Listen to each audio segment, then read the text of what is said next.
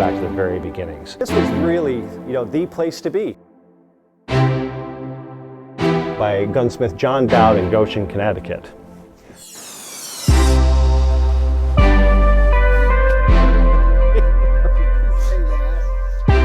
So he died in March, and he was going to be buried, and they're looking.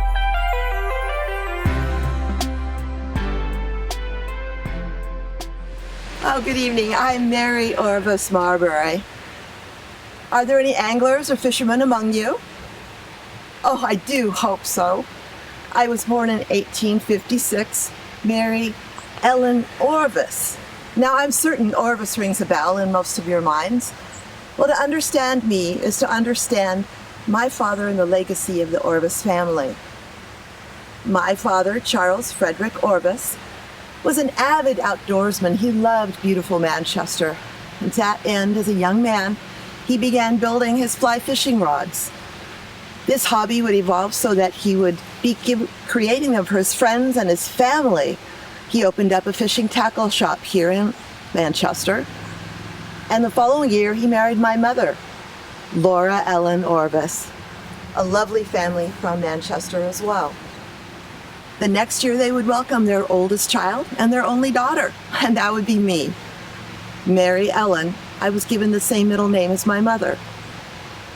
That year also, for my father, probably more important than my birth, was the fact that he founded the C.F. Orvis Company, which was later known as the Orvis Company. And it is the nation's oldest, not largest, but the oldest mail order catalog business. So I was growing up in the Battenkill River and outdoors like all the other children as the Civil War occurred.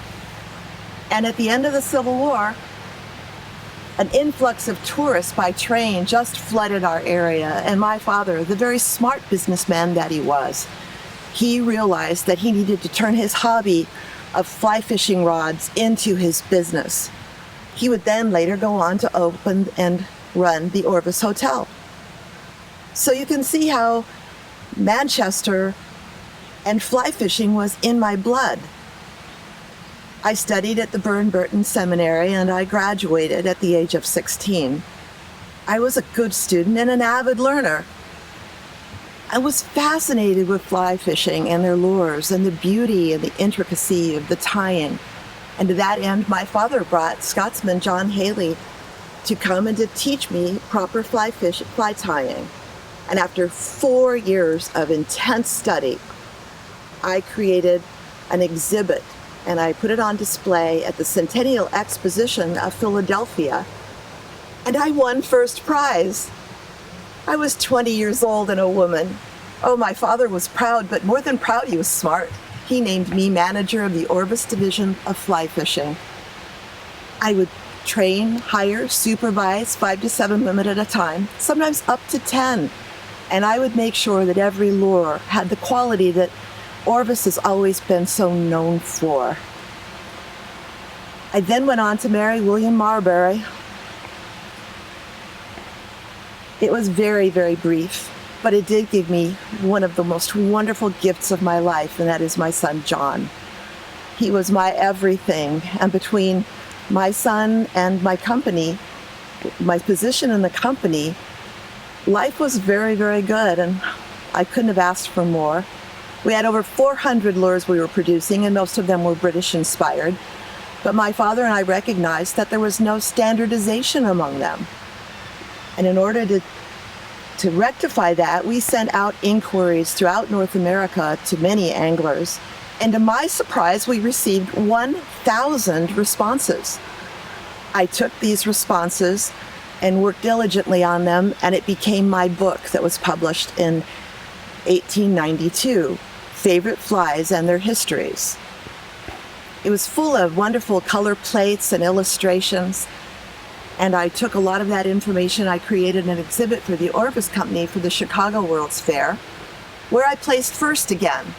But more importantly than first this time was the fact that 1 million visitors would see my work. And my book would go on to be printed 9 times in 4 years. Here I am. I'm a woman in my 30s. I am a fly tie artist, I'm a successful author, and I'm an authority in my field. I'm opening doors for women in sports, in business, and in literature in a time when women are supposed to be staying home. And I couldn't have been more proud. But then, sadly, tragedy struck my life. My son John, now at the age of 27 and a rising journalist, died very suddenly. Some say it was kidney failure and others say it was his heart. I don't know. He just was taken from me, and the grief was more than I could bear. I resigned from the Orvis company. My sister-in-law took over, and I became a recluse. I didn't want to see anybody, and I wouldn't go out. I did pull myself out of my grief long enough to train the very last woman, Hallie Thompson, in fly tying for the Orvis company. And to me, that was very important. But by the time I was 58, living in my father's home, after a few months of lung congestion, I passed away. I believe it was a broken heart. I never recovered from losing my son, John. But many of you have also noticed that my family is here in this spot and not with the Orvis family plot. And that's an important distinction. You see, my father, Charles, was an avid Democrat and very proud and very active politically. And his brother Franklin, equally devout Republican. And to that end, the men ended up in their adult years, well, let's just say despising one another.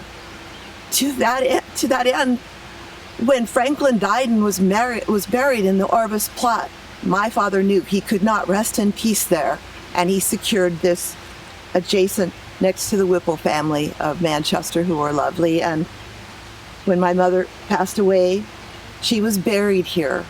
And because she was here, my father came every Sunday by carriage with her favorite flowers in his hand, a bouquet, and he would sit and talk with her.